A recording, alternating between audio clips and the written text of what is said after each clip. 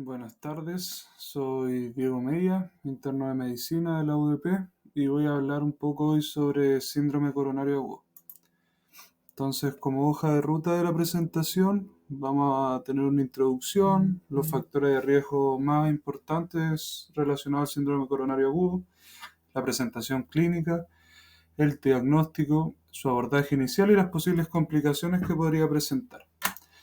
Entonces, como introducción, el síndrome coronario agudo es un conjunto de entidades clínicas producidas por la obstrucción parcial o total de una o más arterias coronarias, la cual se puede a su vez subdividir en tres entidades diferentes: IAM con elevación del ST, IAM sin elevación del ST y angina inestable. Dentro de los IAM también existe una subdivisión de los tipos de infarto relacionados a etiología, ¿ya? Entonces, los tipo 1, como dice acá, son IAM espontáneos causados por isquemia, debido a un evento coronario primario. Básicamente esto sería el típico evento coronario que uno piensa, en el que se desprende una placa, esta obstruye el flujo sanguíneo y termina generando el IAM, ¿ya? Los tipo 2 son isquemias debido al aumento de la demanda de oxígeno o a la disminución de la oferta. Los tipo 3 son relacionados con la muerte súbita e inesperada de causa cardíaca. Básicamente acá lo que pasa es que el paciente fallece debido a un infarto agudo al miocardio antes de presentar alguna alteración electrocardiográfica o de las troponinas que uno vea, por ejemplo, en un servicio de urgencia, o que haya fallecido antes de llegar al servicio de urgencia. Y por lo mismo, la forma de diagnosticar el IAM se hace post-mortem a nivel del servicio médico legal. Ellos son los que pueden hacer ese tipo de diagnóstico.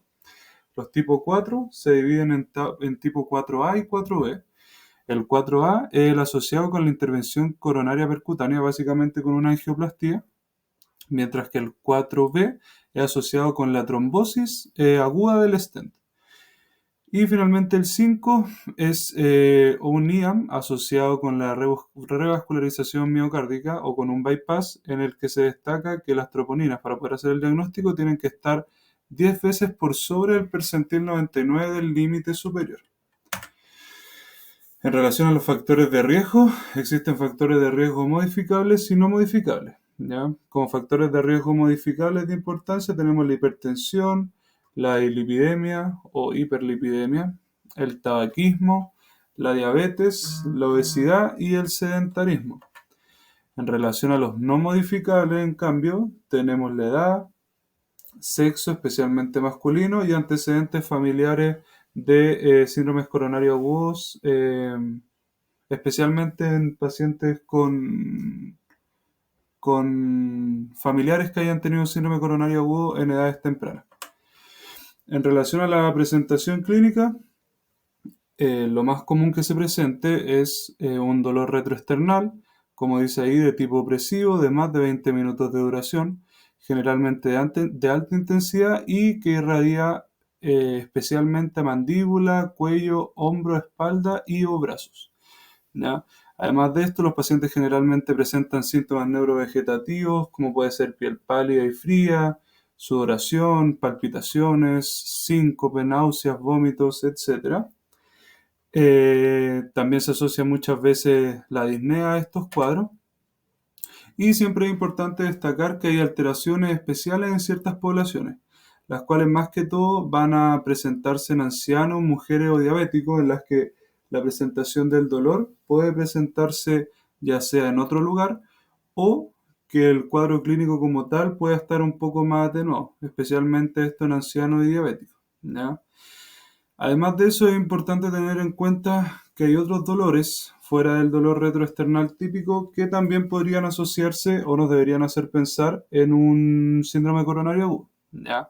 Dolores como por ejemplo el pleurítico, que como dice ahí es un dolor agudo cortante por movimiento respiratorio o tos, que tenga una localización primaria o única en región abdominal central o inferior, que tenga localización a punta de dedo, que eso básicamente es que el paciente tenga la capacidad de apuntar específicamente dónde le duele. Eso también nos podría hacer pensar en un síndrome coronario agudo. No es tan común, pero se puede presentar.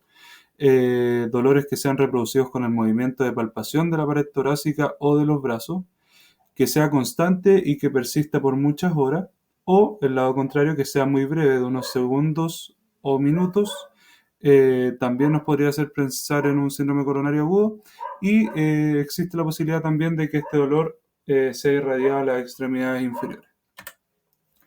En relación al diagnóstico, entonces, para la confirmación diagnóstica tenemos que basarnos en tres herramientas.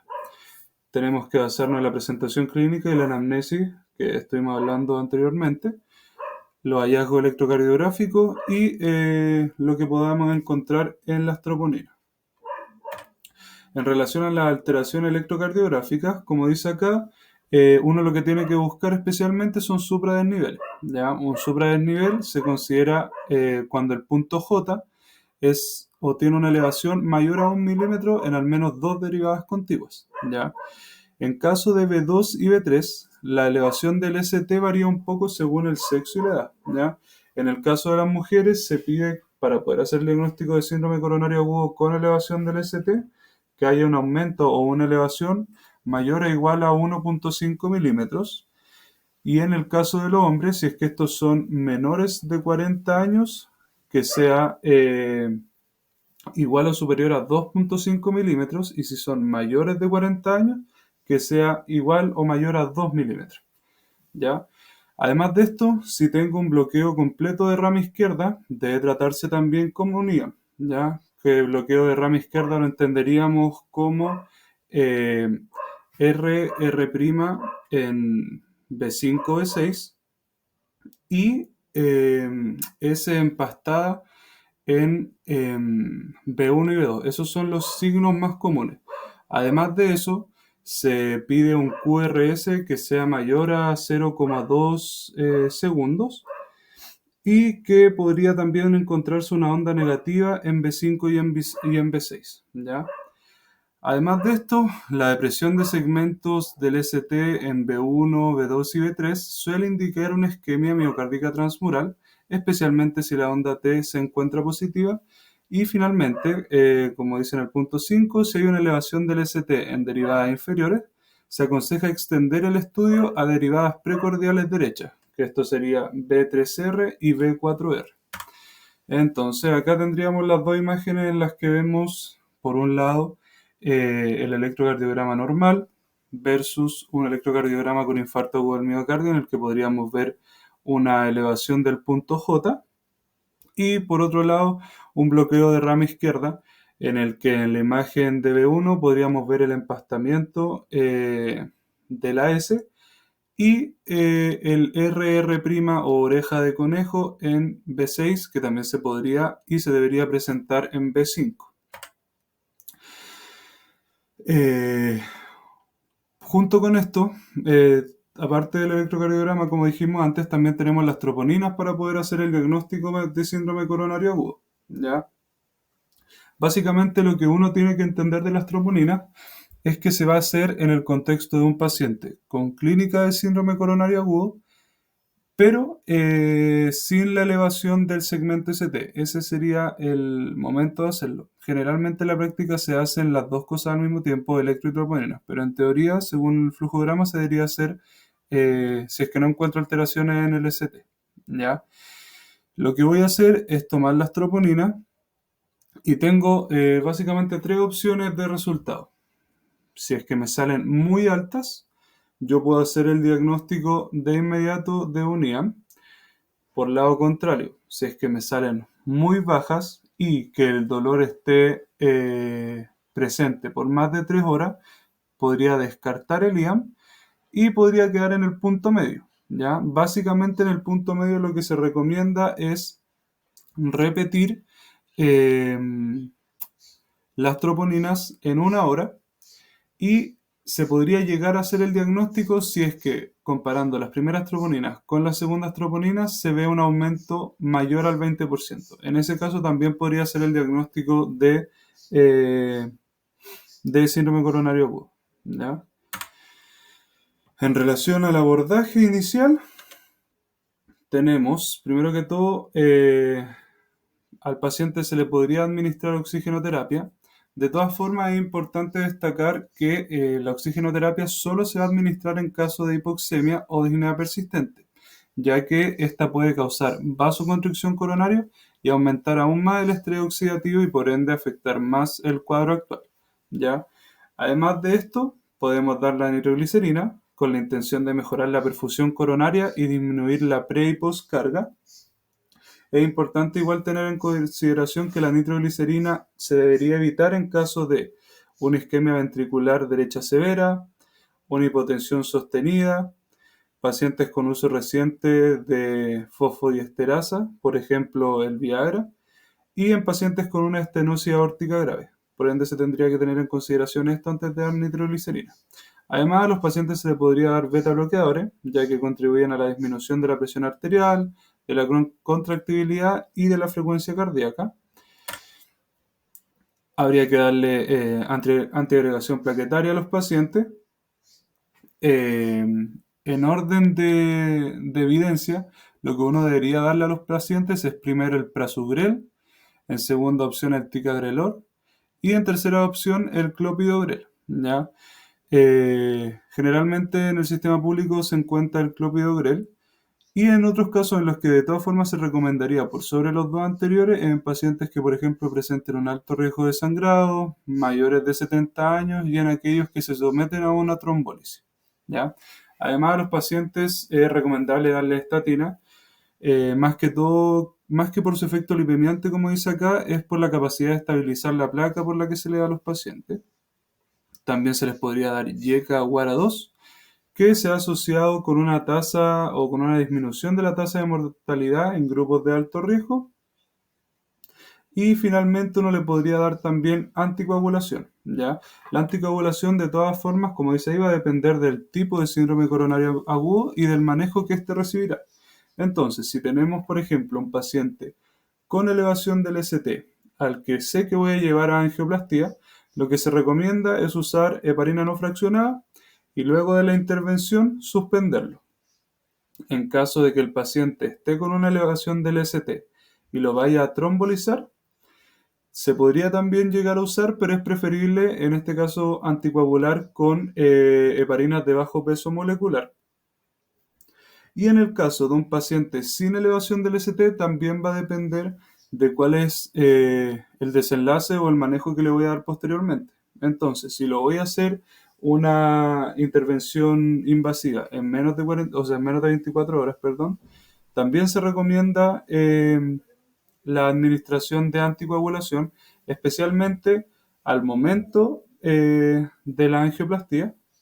Y en caso contrario, en el que yo sepa que no voy a administrar eh, o hacer una intervención invasiva, lo que se recomienda es dejar al paciente con Fondaparinux, o sea, perdón, con Fondaparinux o con heparina de bajo peso molecular, ¿ya? En relación a la reperfusión de un paciente con elevación del ST, lo primero que vamos a tener, como se puede ver en la imagen, es un paciente que va a presentar los síntomas típicos de síndrome coronario agudo y una alteración en el ST, ¿ya? Básicamente lo que importa acá es ver si es que el paciente se encuentra en esos momentos en un centro con capacidad de angioplastía o no. En el caso de encontrarse en un centro que tenga la capacidad de hacer la angioplastía, lo que se recomienda es realizarla en menos de 60 minutos desde el inicio del cuadro. En caso de que el paciente no esté en un centro que tenga la capacidad de realizar una angioplastía, lo que uno se debería preguntar es si es que el paciente está a menos de 120 minutos de algún centro que tenga estas capacidades. En caso de que el paciente esté a menos de 60 minutos de algún centro como los que se describen, lo ideal es transportar al paciente y realizar la angioplastía idealmente en los primeros 90 minutos. Y en el último caso, en el que el paciente se encuentre en un centro más allá de 120 minutos de estos centros de referencia con capacidad de angioplastía, lo que se recomienda es realizar una fibrinólisis que generalmente se hace con tenecteplasa, ¿ya? De todas formas, es importante tener en cuenta que existen algunas ventanas para las intervenciones, por lo que se ha visto que el beneficio de la angioplastía como tal de la trombólisis como tal es en las primeras 12 horas. Y luego de las 12 horas ya no se debería considerar como una opción válida, ¿ya? Además de esto, se ha visto que hasta las 48 horas se considera que la angioplastía podría mejorar la mortalidad del paciente. Y luego de las 48 horas se ha visto que la intervención en general no tiene mucho beneficio y se debería realizar solo en pacientes con clínica refractaria o si es que se encuentran hemodinámicamente inestables. En el caso de la reperfusión en pacientes sin elevación del ST, lo que uno va a encontrar entonces es un paciente con clínica de síndrome que me debería hacer sospechar un síndrome coronario agudo, pero esta vez sin alteración en el electrocardiograma o básicamente una elevación en el LST, ¿ya? Esta vez también nos tenemos que preguntar si es que estamos en un centro con capacidad de angioplastía o no. Y la segunda pregunta que tenemos que hacer es cómo vamos a clasificar al paciente. Básicamente el paciente se va a clasificar en paciente de muy alto riesgo, de alto riesgo o de no alto riesgo, ¿ya? Acá podemos ver algunos criterios para poder considerar un paciente como de muy alto riesgo, que podría ser, por ejemplo, un paciente con inestabilidad hemodinámica o en shock, que presenta alguna de las 4 complicaciones mecánicas típicas de un IAM, o que tenga, por ejemplo, cambios dinámicos en el electrocardiograma. En caso de clasificar a un paciente en muy alto riesgo, lo que se debería hacer es básicamente manejar al paciente como si fuera un paciente con un IAM con elevación del ST y por lo tanto realizar una angioplastía en menos de 2 horas, ¿ya? En caso de pacientes de alto riesgo, que serían por ejemplo pacientes con un Graves mayor a 140 o alteraciones, por ejemplo, en la onda T, estos pacientes se clasificarían como pacientes de alto riesgo y en este caso también se debería manejar con una angioplastía, pero esta vez dentro de las primeras 24 horas. Y finalmente, en pacientes de no alto riesgo, lo que uno tiene que hacer es, o se podría llegar a hacer, es considerar una terapia más invasiva, pero de manera selectiva, ¿ya? En la que antes de esto debería hacer pruebas de inducción de isquemia, las cuales si me llegan a salir positivas, transformarían al paciente en un candidato de angioplastía y por ende buscar una fecha adecuada para poder realizarlo. En relación a la estancia intrahospitalaria de estos pacientes, hay algunas cosas que deberían cumplir todos ellos. Primero que todo, un paciente que sufrió un evento coronario debería presentarse un mínimo de 24 horas en UCI. De todas formas, por ejemplo, en pacientes con una angina inestable de bajo riesgo, este paso se podría saltar, ¿ya? Luego de estar las 24 horas en UCI, debería estar por lo menos 48 horas en sala común. También existe el caso en el que podríamos, más que saltarnos este paso, dar un alta un poco más temprano a algunos pacientes, que por ejemplo podrían ser pacientes que se encuentren estables, que sean menores de 70 años, que no presenten arritmias, que presenten una revascularización exitosa, que sea una enfermedad de uno o dos vasos y que presenten una FEBI mayor al 45%, se podría pensar en un egreso un poco más temprano. Y es importante destacar que todos los pacientes se les debería realizar una eco-TT en su estancia hospitalaria y en caso de presentar una FEBI reducida, realizar control a las 6-12 semanas para determinar un manejo correcto. En relación a las complicaciones frecuentes de un IAM, se separan en eléctricas y en mecánicas. En relación a las eléctricas, lo que ocurre son arritmias que podrían presentarse como taquiarritmias o como bradiarritmias. Como taquiarritmias se podría presentar el ESB o la fibrilación ventricular, mientras que como bradiarritmias se podría presentar un bloqueo AB, una bradicardia sinusal o la asistolía.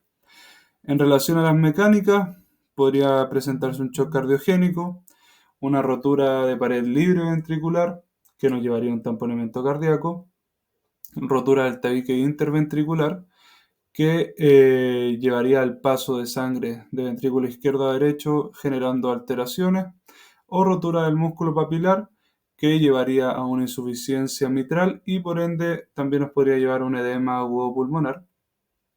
Nuevamente se vuelve a destacar la disfunción del músculo papilar. Podrían presentarse también aneurismas o dilataciones de la zona necrosada, o en otros casos tromboembolia pulmonar, embolia sistémica o la pericarditis. Finalmente, hablando de casos especiales, tenemos por ejemplo el MINOCA, que representa alrededor del 5 a 6% de los pacientes con IAM. Se asocia a pacientes más jóvenes, de sexo femenino y sin dislipidemia.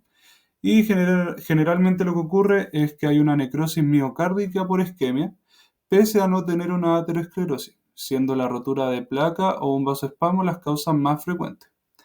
También es importante destacar pacientes geriátricos, ya que síndromes geriátricos como fragilidad, multimorbilidad, deterioro de la función cognitiva y física, la polifarmacia y la desnutrición pueden socavar la eficacia terapéutica de la mayoría de los tratamientos.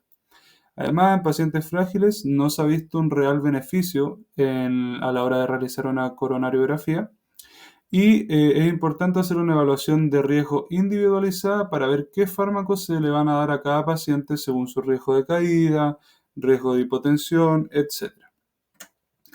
Y finalmente, en relación al consumo de cocaína, son pacientes a los que se llega a la isquemia por una vasoconstricción coronaria, aumento de la demanda de O2, ruptura de la placa y o trombogénesis espontánea.